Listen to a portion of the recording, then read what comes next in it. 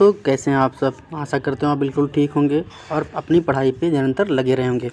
तो आज का जो वीडियो रहने वाला है वो हम पढ़ेंगे जन्म के चरण के बारे में। ठीक है, अगर आप हमारे वीडियो पे नए हैं, हमारे चैनल पे नए हैं, तो प्लीज़ हमारे चैनल को लाइक करिए, शेयर करिए और सब्सक्राइब करिए। ठीक है, मैं आपको बता दूं, मैंने मॉक टेस्ट करा रखा है। 100 क्वेश्चन का मॉक टेस्ट करवाया था, पार्ट 4 नाम से हमारे यूट्यूब चैनल पर आपको मिल जाएगा। तो आप थ्योरी के साथ साथ मॉक टेस्ट भी देखते रहें, अपनी तैयारी चेक करते रहें कि हाँ आपने कितना तैयार हैं। देखो, अगर आप क्वेश्चन नहीं कर पा रहे हैं तो आप डिसमोटिवेट मत होइएगा। अभी स्टार्टिंग में है, आप धीरे धीरे चीज़ें सीखेंगे, नया नया सीखेंगे तो क्या होगा, उसके बाद जब MCQ ट्राई करेंगे तो अच्छे से आपको आने लगेगा। तो चलिए स्टार्ट करते हैं आज का वीडियो बिना किसी देरी के। जैसे कि आप स्क्रीन पे देख पा रहे हैं, लिखा है जन्म के चरण। ठीक है, तो हम पढ़ेंगे इसमें जन्म के चरण के बारे में। जन्म के जो हमारे चरण होते हैं वो 3 चरण होते हैं। जब कोई लेडीज़ महिला प्रेग्नेंट होती है, गर्भवती होती है और उसको जब बेबी होता है तो उसके 3 चरण माने जाते हैं। मुख्यतः मेडिकल लाइन में 3 स्टेजेज ऑफ बर्थ होते हैं। ठीक है, तो हम उसमें पढ़ेंगे कौन कौन से चरण होते हैं। तो पहला चरण आपने देखा है, जन्म के 3 चरण होते हैं। पहला चरण जो होता है पहले चरण तब होता है जब गर्भ की गर्दन गर्भाशय गिरवा से 10 सेंटीमीटर तक का खुलती है। कहने मतलब एक जो फीमेल होता है उसका जो पार्ट होता है इंटरनल, ठीक है, प्राइवेट पार्ट, वो 10 सेंटीमीटर तक फैल जाता है, खुल जाता है। तो पहले जब बेबी का बर्थ होता है तो पहला हमारा स्टेज जो होता है, जो पहला चरण होता है, उसमें जो गर्भाशय की जो गर्दन होती है, जो ग्रीवा होती है, जहाँ से बेबी हमारा बाहर की ओर निकलता है, मूव करता है, तो वो 10 सेंटीमीटर फैल जाता है। आप ये मान के चलिए, जो आपकी जनरली आपने नॉर्मल एक स्केल देखी होगी वो 15 सेंटीमीटर की होती है।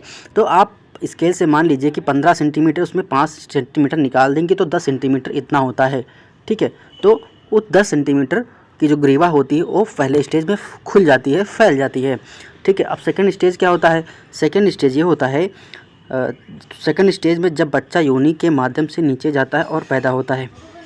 सेकंड स्टेज ये होता है कि अगर देखो, पहले स्टेज में हमारी जो योनि की ग्रीवा है, गर्भाशय की जो ग्रीवा है वो खुली। ठीक है, खुलने के बाद सेकंड स्टेज में हमारा बेबी बाहर आता है। बेबी का जो गर्दन होता है या जो उसका सर होता है वो बाहर आता है। ठीक है, कभी कभी बेबी उल्टा होता है तो उसके पैर बाहर निकलते हैं, लेकिन जनरली मोस्टली ये देखने को मिलता है कि जो बेबी होता है उसका सर पहले बाहर आता है। तो उसके बाद पहले मतलब ग्रीवा होगी, उसको खुलेगा 10 सेंटीमीटर का। पहले चरण में जो गर्भाशय की ग्रीवा होगी वो खुलेगी या फैलेगी। दूसरे चरण में हमारा जो बेबी होगा वो बर्थ कर जाएगा। और तीसरे चरण में क्या होता है, तब होता है जब प्लेसेंटा जन्म के बाद दिया जाता है। इसमें ये होता है, तीसरी जो प्रक्रिया होती है इसमें हमारा बेबी पूरा निकल चुका होता है, लेकिन बेबी के शरीर से जो प्लेसेंटा होती है, जो नाभि की एक प्लेसेंटा होती है, वो जुड़ी हुई होती है। तो तीसरे फेज़ में हमारा बेबी बाहर आ चुका होता है। तो ये जनरली 3 फेजेस होते हैं। अब हम डीपली से इन तीनों फेज़ों के बारे में पढ़ेंगे कि तीनों फेज़ों में क्या क्या देखने को मिलता है। प्रसव का पहला चरण फैलाव। जो पहला प्रसव मैंने बताया ना, जो पहला बेबी जो प्रसव का जो लेबर का पहला चरण होता है वो हमारा होता है जनरली फैलाव। ठीक है, प्रसव शुरू होने से पहले आपका गर्भाशय ग्रीवा लंबा और दृढ़ होता है।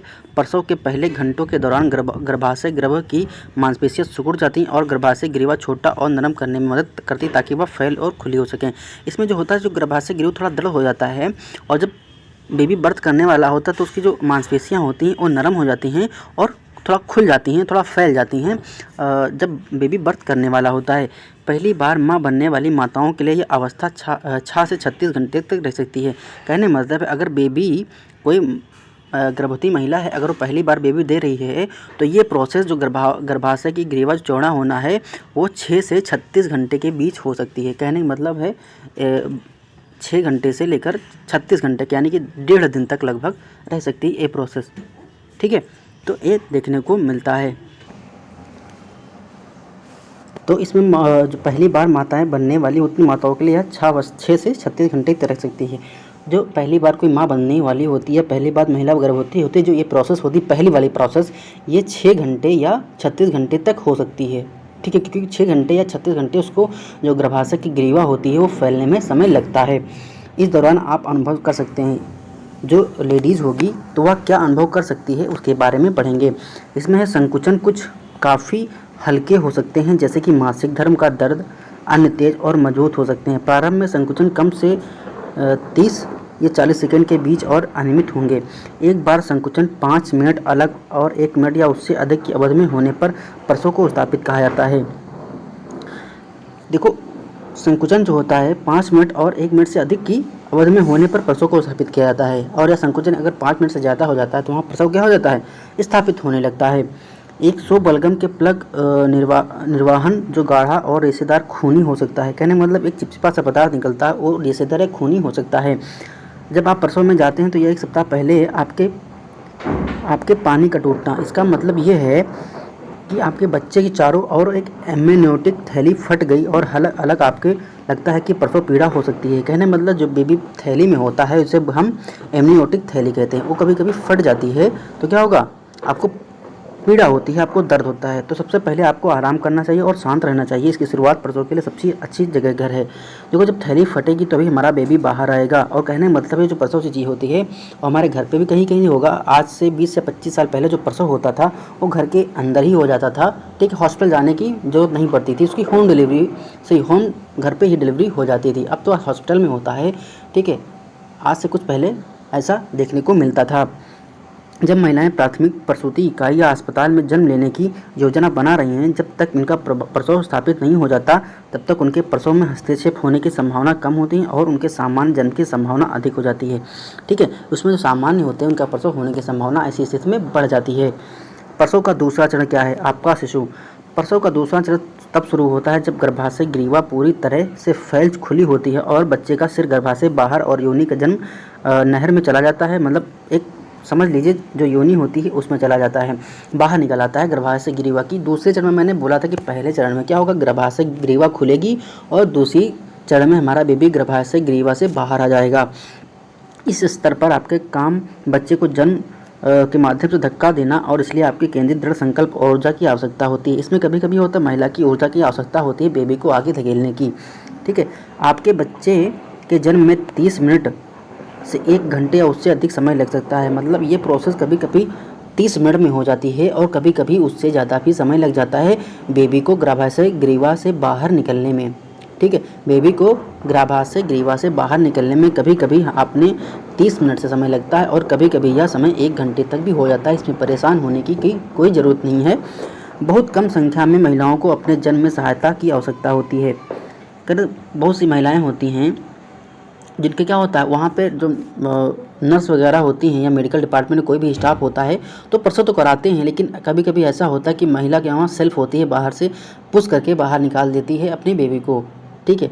उसकी ऊर्जा से ही बाहर बेबी निकल आता है। लेकिन कभी कभी ऐसा होता है कि जो एक होता है हाथ से दबाकर बेबी को बाहर निकालना, जो लोग मेडिकल से होंगे अच्छे जानते होंगे, कभी कभी फोर्स लगाकर बेबी को बाहर निकाला जाता है, क्योंकि जो प्रेग्नेंट लेडी होती है, जो गर्भवती महिला होती है, उसकी इतना ताकत नहीं होती कि वो ताकत लगाकर अपनी ऊर्जा का उपयोग करके बेबी को बाहर पुश कर पाए। इसलिए कभी कभी डॉक्टर जो होते हैं या मेडिकल स्टाफ के लोग होते हैं वो गर्भवती महिला के पेट पे ऊपर से धक्का देकर बेबी को आगे की ओर पुश करते हैं, ठीक है। तो ये प्रकार का इंटरनल फोर्स लगाकर बेबी को बाहर निकाला जाता है, ठीक है। या तो सदंश या बेटहाओं से वैक्यूम निष्कर्षण, कभी कभी मैंने पढ़ाया भी है, कभी कभी वैक्यूम निष्कर्षण का उपयोग करके बेबी, वैक्यूम निष्कर्षण ऐसा होता है कि पाइप जैसा होता है और उसमें एयर सक की जाती है, ठीक है। तो उसमें बेबी का जो सर होता है उसमें वैक्यूम का एक कोन टाइप में कीप होती है, उसमें लगाकर बेबी को खींचा जाता है बाहर वैक्यूम निष्कर्षण से। तो वो भी वैक्यूम निष्कर्षण से एक प्रोसेस होती है बेबी को बाहर निकालने की। एक होती है सिजेरियन, कहीं कहीं सुना होगा कि हाँ एक महिला को बड़े ऑपरेशन से या छोटे ऑपरेशन से बेबी होता है तो उसे हम बोलते हैं सिजेरियन ऑपरेशन बोलते हैं या सिजेरियन प्रोसेस बोलते हैं। उसमें क्या होता है, पेट के ऊपर एक चीरा लगाते हैं, ठीक है, और वहाँ से बेबी को पुश करने की कोशिश किया जाता है। तो वो हमारा ऑपरेशन टाइप का एक प्रसव होता है। और कभी कभी नॉर्मल हो जाता है और कभी कभी फोर्स लगा के होता है और कभी कभी हमारा सिजेरियन प्रोसेस से भी बेबी का जन्म होता है। प्रसूति विशेषज्ञ आपकी स्थिति के लिए सबसे अच्छा विकल्प चुनेंगे। देखो इसमें कहा गया प्रसूति विशेषज्ञ, यानी कि जो डॉक्टर होते हैं वो प्रसूति विशेषज्ञ होते हैं, गायनेकोलॉजिस्ट होते हैं। वो जानते हैं, उनको अच्छे से पता होता है कि बेबी को हमको कैसा जन्म कराना है, कैसा बर्थ कराना है। हम यहाँ पे पुश का उपयोग करेंगे या ऑपरेशन करेंगे या हमारा वैक्यूम निष्कर्षण करेंगे। तो वहाँ पर उनको डॉक्टरों को ये अच्छे से पता होता है हमको कौन सी विधि अपनानी है, ठीक है। तो वो अपने हिसाब से मैनेज करते हैं और अपने हिसाब से प्रोसेस का उपयोग करके बेबी का बर्थ कराते हैं। ठीक है। तो ये हमारी सेकंड प्रोसेस में आती है। ये हमारी देखो पहली प्रोसेस में क्या हुआ, आप प्रोसेस याद कर लीजिए, मैं थोड़ा थोड़ा बता रहा हूँ, समझने की कोशिश करना। प्रोसेस पहली होती है, गर्भाशय की जो ग्रीवा होती है वो 10 सेंटीमीटर तक फैलती है, और दूसरी प्रोसेस में हमारी बेबी का होता है बाहर आता है, और तीसरी प्रोसेस में बेबी पूरी तरह बाहर आ जाता है, और उसके पास की जो प्रोसेस होती है, इसे प्लेसेंटा वगैरह काटना होता है, ये हमारी तीसरी प्रोसेस होती है जो बेबी का इस दुनिया में वेलकम होता है, ठीक है। नेक्स्ट हमारा है प्रसव का तीसरा चरण। प्रसव का अंतिम चरण प्लेसेंटा की डिलीवरी है। नीचे सूचीबद्ध तरीकों में से एक में हो सकता है। आपका एलएमसी आपको यह तय करने में मदद कर सकता है कि आपके स्वस्थ आपकी गर्भावस्था कैसे आगे बढ़ी है और आप किस प्रकार के प्रसव और जन्म का अनुभव करती हैं। इस पर विचार करते हुए आपके लिए कौन सा दृष्टिकोण सबसे अच्छा होगा, देखते हैं कौन सा है। शरीर प्रबंधन। फिजियोलॉजिकल थर्ड स्टेज का मतलब है कि आपके प्रयास के साथ आपके प्लेसेंटा अनायास डिलीवर होने की प्रतीक्षा करता है। जन्म के बाद इनमें 1 घंटे तक का समय लग सकता है। जब आप प्रतीक्षा कर रही हों तो आपके शिशु के साथ त्वचा और आपके स्तनपाट को प्रोत्साहित किया जाता है। कहने मतलब ये है, देखो जब कोई महिला होती है तो उसका जो बॉडी के पेट के अंदर टेम्परेचर दूसरा होता है और बाहर एटमॉस्फेयर का टेम्परेचर दूसरा होता है, ठीक है। इसीलिए कहते हैं कि जहाँ बेबी बर्थ किया जाए वहाँ का जो नॉर्मल टेम्परेचर होना चाहिए वो 27 डिग्री सेल्सियस होना चाहिए, ठीक है। 27 से 30 डिग्री सेल्सियस होना चाहिए, ना तो ज़्यादा होना चाहिए ना तो कम होना चाहिए। और जो हमारी ह्यूमिडिटी होनी चाहिए या आर्द्रता होनी चाहिए वो 70 होनी चाहिए। ह्यूमिडिटी जो हमारी हो 70 हो, ह्यूमिडिटी 70 हो, और हमारा टेम्परेचर जो हो 27 से 30 डिग्री सेल्सियस होना चाहिए। ये दो फैक्टर कभी कभी पूछे जाते हैं कि जहाँ बेबी को बर्थ कराना है, जहाँ महिला का प्रसव कराना है, वहाँ उस रूम का टेम्परेचर कितना होना चाहिए और ह्यूमिडिटी कितनी होना चाहिए, आर्द्रता कितनी हो चाहिए। तो आर्द्रता हमारी 70 होनी चाहिए, 70 से 75, या और हमारा जो टेम्परेचर है वो 27 डिग्री सेल्सियस से 30 डिग्री सेल्सियस होना चाहिए। ये सामान्य माना जाता है, यानी कि रूम टेम्परेचर पे। ऐसा क्यों होता है हम आपको बताएं। अगर देखो बेबी महिला के पेट में होगा तो वहाँ टेम्परेचर ज़्यादा होता है, और अगर सडन बाहर आता है तो उसको टेम्परेचर कम मिलेगा ना, यहाँ पे टेम्परेचर ज़्यादा होगा। सॉरी, पेट में टेम्परेचर ज़्यादा होता है और बाहर टेम्परेचर कम होता है। इसीलिए क्या होता है, कभी कभी जब बेबी बाहर जन्म बर्थ कर जाता है, ठीक है, महिला की प्राइवेट पार्ट से बाहर निकल आ जाता है, तो डॉक्टर लोग क्या करते हैं, बेबी को महिला के पेट पे लिटा देते हैं। इसलिए लिटाते हैं क्योंकि महिला का जो बॉडी टेम्परेचर है और बेबी के टॉप बॉडी टेम्परेचर से मेंटेन रहे, ठीक है, कम ज़्यादा ना होने पाए, नहीं तो बेबी को दिक्कत होती है वहाँ पर। इसीलिए उसके पेट पे लिटा देते हैं, महिला के पेट पे बेबी को लिटा इसीलिए लिटाते हैं क्योंकि टेम्परेचर मेंटेन रहे।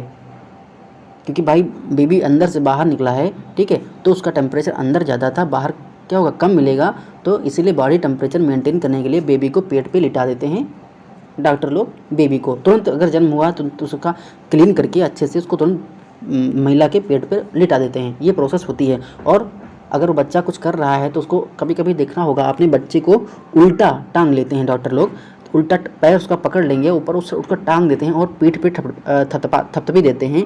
इसलिए देते हैं क्योंकि अगर बेबी के मुंह में कुछ ऐसे पदार्थ इंसल्ट कर जाएं, ठीक है, क्योंकि उसके कभी कभी ऐसा होता है कि बेबी जो होता है वो कोई गंदा पानी या कुछ भी ऐसी चीज़ पी जाता है तो उसको नुकसान कर जाएगा। इसीलिए बेबी को उल्टा कर देते हैं कि अगर उसके कोई मुंह में अगर कोई प्रकार की सामग्री चली गई तो बाहर निकल जाए। इसीलिए बेबी को उल्टा करके और उसके पेट पे थपथपी देते हैं कि बाहर अगर कोई हानिकारक वस्तु या कोई भी पदार्थ ऐसा चला जाए बेबी के मुंह में तो वो वापस निकल जाए, इसीलिए उल्टा करते हैं। और दूसरा मैंने बताया पेट पे इसलिए लिटाते हैं क्योंकि बॉडी का टेम्परेचर मेंटेन रहे उस बेबी का अपनी माँ से, ठीक है। तो ऐसा कुछ होता है। फिर नेक्स्ट देखेंगे सक्रिय प्रबंधन। इसमें क्या है, सक्रिय प्रबंधन में आपके बच्चे के कंधे के जन्म के समय आपके पैर में एक बोलिक सिकुड़ने वाली दवा इंजेक्ट करना शामिल है। देखो जब महिला का बेबी बाहर निकल जाता है तो उसका पेट भाई पहले फूला था, ठीक है, उसके बाद पेट उसका सिकुड़ेगा तो उसको कोई प्रॉब्लम हो सकती है। इसीलिए महिला के जांघ में एक इंजेक्शन इंजेक्ट किया जाता है, इसे एक बोलिक कहते हैं। एक बोलिक इंजेक्शन होता है जो एक सिकुड़ने वाली दवा है। तो वो क्या करता है, गर्भाशय को रक्त की कमी करता है। वो गर्भाशय में मान लो अगर बेबी बर्थ कर जाए तो वहाँ पर महिलाओं के शरीर से कुछ रक्त निकलता रहता है, ठीक है, रक्त स्राव होता है। और कभी कभी रक्त स्राव इतना ज़्यादा हो जाता है कि उसको डॉक्टर रोक नहीं पाते हैं, तो कभी कभी महिला की मौत भी हो जाती है। तो इंडिया में ये देखने को मिला है कि अत्यधिक स्राव जो हो जाता है ये मौत का कारण होता है महिलाओं के डिलीवरी के समय। ठीक है। इसीलिए महिला के स्वास्थ्य का सबसे ज़्यादा ध्यान ये रखा जाता है कि समय समय पर उसकी जांच की जाए कि उसके शरीर में खून की कमी तो नहीं है, उसे एनीमिया रोग तो नहीं है। एनीमिया रोग उसे कहते हैं, शरीर में खून की कमी को एनीमिया रोग कहते हैं। उसमें हीमोग्लोबिन की मात्रा भी कम हो जाती है। इसीलिए डॉक्टर बोलते हैं कि महिला के शरीर में कभी भी एनीमिया की कमी नहीं होने देना है, कभी भी उसके शरीर में खून की कमी नहीं होने देना है। क्योंकि जब प्रसव होगा, जब डिलीवरी होगी, तो उसका ब्लड शरीर से कुछ बाहर निकल आएगा। इसलिए अगर ब्लड ज़्यादा कम हो गया शरीर से तो महिला की मौत हो सकती है। इसीलिए डॉक्टर बोलते हैं कि पहले उसकी जांच करते हैं समय समय पे कि हाँ, महिला के शरीर में खून की कमी तो नहीं है। अगर कमी होगी तो बाहर उसका जो घर का जो उसका परिजन होता है, उससे बोलते हैं कि हाँ, इसको खून चाहिए, आप खून डोनेट करिए, क्योंकि प्रसव के दौरान थोड़ा बहुत खून निकल जाता है। ठीक है। एक क्वेश्चन देखने को मिला था कि प्रसव के प्रसव के समय महिला का कितना रक्त स्राव बाहर हो जाता है। तो वहाँ पर आंसर आपको देना है 500 ml। ठीक है, 500 ml रक्त स्राव लगभग ये सामान्य माना जाता है। ठीक है। अब हम बताते हैं इंजेक्शन क्यों दिया जाता है महिला को इंजेक्शन इसलिए दिया जाता है, और जो इंजेक्शन लगाया जाता है एब्रोलिक इंजेक्शन, वो महिला के जांघ में लगाया जाता है। इसलिए लगाया जाता है क्योंकि जो गर्भाशय पहले पेट फूला था, ठीक है, और गर्भाशय सिकुड़ेगा तो महिला को कोई प्रकार की प्रॉब्लम ना हो, और जो रक्त स्राव हो रहा है महिला के पेट से वो रुक जाए, कम हो जाए। इसलिए वो इंजेक्शन दिया जाता है, और जो इंजेक्शन लगाया जाता है वो महिला के जांघ में लगाया जाता है। ठीक है। इसमें लिखा भी होगा एब्रोलिक प्लेसेंटल पृथक्करण को गति देता है और आपका गर्भाशय रक्त को कम करने के लिए सिकुड़ता है। कहने मतलब है जो गर्भाशय होगा उसमें रक्त का स्राव कम हो, इसलिए वो धीरे धीरे सिकुड़ना स्टार्ट कर देता है। ठीक। और यह सुनिश्चित करता है कि आपका गर्भ सिकुड़ा रहे, और यह सुनिश्चित करता है कि आपका गर्भ जो है वो सिकुड़ा रहे, आपका जो पेट है थोड़ा सिकुड़ जाए, अपनी इनिशियल पोजीशन में आ जाए। ठीक है। तो ये सामान्य जानकारी थी। आपको याद रखना है कि एक महिला के जो जन्म देती है बच्चे, उसके 3 चरण होते हैं। एक चरण में ये होता है कि आपके गर्भाशय ग्रीवा फैलेगी 10 सेंटीमीटर तक। सेकंड स्टेज में होता है कि बेबी का बाहर आना। तीसरी स्टेज में ये होता है कि बेबी के जो प्लेसेंटा होता है उसमें गांठ लगाकर प्लेसेंटा को काटा जाता है। आप ये समझ लीजिए, उसकी एक नाल होती है, ठीक है, जो नाभि से अटैच होती है महिला के पेट में, जिससे बेबी को पोषण मिलता है, जिसे हम प्लेसेंटा बोलते हैं। तो डॉक्टर लोग उसमें क्या होता है, गांठ लगाकर उसमें एक चिमटी टाइप में होती है, वो लगाकर उसको काट देते हैं। ठीक, वो प्लेसेंटा होती है। तो ये तीसरी प्रोसेस में बेबी का प्लेसेंटा काटा जाता है, और महिला के जो जांघ में इंजेक्शन लिया जाता है वो एब्रोलिक इंजेक्शन होता है, क्योंकि उसके जो प्रसव है वो सिकुड़ जाए, गर्भ थोड़ा सिकुड़ जाए, और जो रक्त स्राव हो रहा है उसकी मात्रा थोड़ी कम हो जाए।